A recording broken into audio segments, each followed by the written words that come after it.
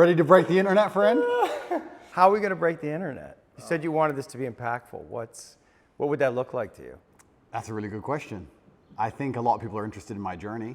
I think a lot of people are interested in how it feels to go through what I'm going through. Yeah. I think there's a lot of people who want me to martyr myself. A lot of people are living vicariously through me. Yeah. There's a lot of people who say, yeah, Andrew, keep going. But they don't really care. They just enjoy the drama of it all.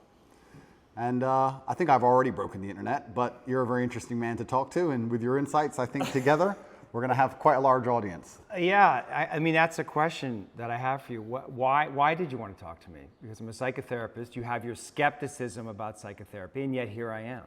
That's true. We had a conversation before, and I've been told by many people it was my most interesting podcast ever. So I think it obviously varies from the norm in terms of the normal things I'm asked about. You have some unique insights.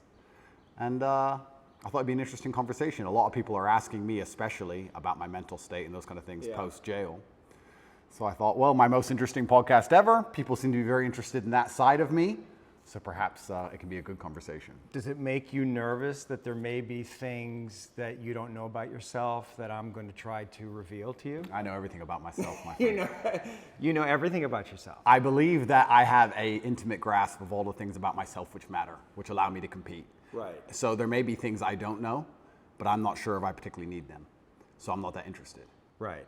What's useful is more important than what's true. Absolutely. Right, and you've developed a framework of thinking about yourself and thinking about reality that's been incredibly effective for you. Completely. Right. What's useful is more, you nailed it. What's useful is more important than what's true. Do you like to make people think what you think? Because you have a lot of influence. Yeah. And that's got to feel good. You're influencing people. You have this worldview. It's a powerful worldview. It's got all these things. And so you want to influence other people in some way to adopt that. I think that charity, even of itself, I think charity is probably one of the most selfish things you can do, which most people say, I'm giving money. I give $25 million a year. There's a website, tatepledge.com, you can see it. And I feed children all across war-torn countries, mainly in the Islamic world and in Africa. Am I doing that for the children? Yes. But I also feel great. I feel good for doing that. Of course. Yeah. So it's not a selfless act. No, nothing selfless. Nothing selfless. And it shouldn't be. And it shouldn't be, that's right. So when I'm helping all these people out here, I'm not doing it because I'm some philanthropist. I feel good helping people and people sending me emails saying, you changed my life. I feel good about it. I'm not going to sit here and pretend I'm just Mr. Philanthropist and I just care about the world. No, I like helping people because I feel good about doing it. It makes me feel good inside, which is why I do it. So yeah, I use my power to feel good. And I think the easiest way to feel good is to make others feel good. I believe that humans exist that way, and I think that's why we're societal animals. Even in jail, when I felt my worst, my goal was to make someone else smile. Because if I can make someone else smile, I would smile. So if on my worst days, I was my most charming, my most energetic, my most interesting, my most talkative. Yeah. I was happiest on my worst day because I decided that's how I have to be to stop myself feeling bad. Do you struggle between, your will is very strong. Yeah. And I can feel the place where you like to impose your will in the world. Yeah. So your will versus God's will. Well, he'll win. Are you in a fight with God on some level, like not literally, but unconsciously, between his will and your will? No, I think I am doing his will. I think I am doing his will, which is what it takes to be truly successful in the world.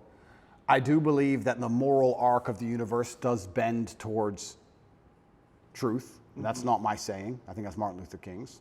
But I think that it bends towards truth and justice in the end. I think that the battles we are currently fighting in society, which look hopeless, in the end can be won.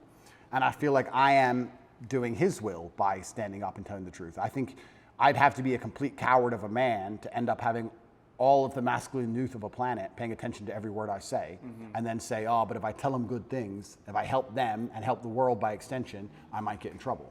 That'd make me a bitch, and that's not who I am. Yeah. So I think if you give any man worth his salt that degree of power and influence and responsibility, he's going to stand up and say, okay, this is how you should live as a man, and this is how you can make the world a better place, unless he's afraid of the repercussions by the evil people, by the people who are on the other side, who are genuinely evil and satanic, who are out to destroy good and truth. And I'm not a coward. I've never seen myself as a coward. And in fact, we don't talk about vulnerability. The number one thing I could never exist as is a coward. I think that's, you want to talk about my biggest fear, it would be knowing I'm a coward. How are you making sense of what's happening to you? Is it God's will? Is it a co-creation? In some way, did you co-create this? Oh, no. Or are you just like a victim of the Matrix? No, I'm not a victim. So absolutely everything is, I believe. In some way you're a victim. Completely, but I believe in self-accountability. Sure. I could have prevented this. Well, how did you co-create this? If let's presuppose you did. I created this by being monumentally successful. Are you taking on the full responsibility that you have given all of the gifts that you've been given by God? Yeah. Is there any place where you're not taking on responsibility for that? No. I think I take care of absolutely everybody I love in every single way. I think anybody who's ever needed me, I've been there for them if they've deserved it. I think anybody who listens to my message is becoming a better person overall. I genuinely believe I'm fixing and helping society. I don't know what else more I'm supposed to do. I mean, to a degree, I've almost martyred myself. What else more can I do? My options at this point are either to continue to help people and explain to men why I became so successful, which is all I'm basically doing. I'm saying you're a man and you're upset and you want to be X. I'm telling you how I became what I wanted to be. This is what I did. My general consensus is that I don't think I can change or affect the world to the point where pain and suffering and bad things are not going to happen. So isn't it best if I just enjoy all of that? Doesn't that make me as powerful as possible if I say, oh yeah, okay, this is going to suck, good. I mean, I do it when I fight. Yesterday I was fighting, right? We were doing 12 rounds and all of us were destroyed. And the more he hurt me, the more I wanted to hurt him back. The more he hurt me, the better it felt. The more powerful I felt, the more he hit me. Because then it's my turn, right? So if I can't stop him from punching me, and I'll do my best, but if I can't, then surely you should learn to enjoy it, right? And I don't think you can stop life from hitting you. And I don't think you can stop life from giving you unexpected surprises. And I don't think you can stop yourself from feeling sometimes sad or anxious or upset. So I think the best mindset you could adopt is finding that engaging and exciting. I'm not going to lie to you. Although I am facing very serious charges, and although they are trying to destroy my life, and although I cannot sleep the same, and although they're out to get me, and although I've suffered, part of me is excited. Part of me is like, okay. Why? Because it's a war. But you said you were excited about it, so maybe there's some way you actually wanted this. I didn't want this. In fact, I had conversations with Tristan for a long time, and I kept saying Icarus to him. When I would decline, certain podcasts, I would decline meeting certain famous people, I would decline talking about politics, I would decline things, and I would keep saying Icarus. And he would say, why are you doing this? And I just reply Icarus. Because I knew if I got too big that they were going to come for me. I knew that. So I tried to balance it, and I felt like I did a pretty good job, but unfortunately I got it a little bit wrong. My fault. I got it wrong. I put myself here. But I also don't believe that there's any light without dark. It's yin and yang for a reason. I don't think that I can just become the most Googled man on the planet and become monumentally successful and make hundreds of millions of dollars and nothing bad's going to come from it. I think that would be hubris. I wasn't looking for it, but I was never Did you attract it in some way? Well, if you are a force for good, then the evil is going to attack you, isn't it? And I do genuinely believe this is the battle of good versus evil in the world today. I believe that truth is always going to be on the side of good. I am religious. I believe the things I say most people knew were true only 10 to 15 years ago. I don't think they're radical ideas.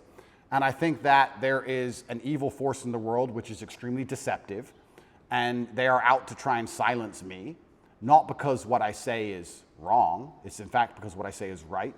I believe the reason I have so much influence and the reason so many young boys listen to me and pay attention to me is because I say things that are true, that they know intrinsically, evolutionarily, inside of their bones as true, that I say things which work. People often wonder why my fan base is so feverish, why my fan base is so dedicated. Well, if they listen to me, it's the first time they ever feel good. The first time they ever train hard and start to feel better physically and they start to feel better mentally and they adopt my mental model and now they're not stressed or depressed anymore. And then they may start to make some money and they go, you know what, I started listening to Tate a year ago. I'm in the best shape financially, the best shape physically, the best shape mentally. Tate's the man. So they're hyper dedicated to me.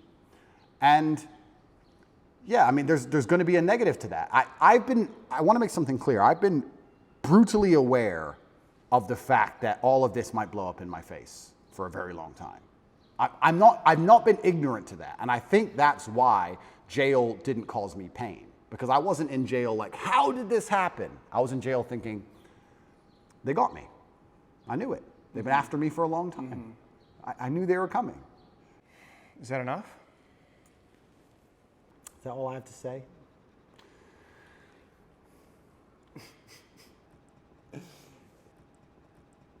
It's been good fun. Yeah. And I feel like I've learned some things. And I feel like we need to do it again. Absolutely. Yeah, that was fun. I appreciate you, man. Thank you, bro. Yeah. Thank you.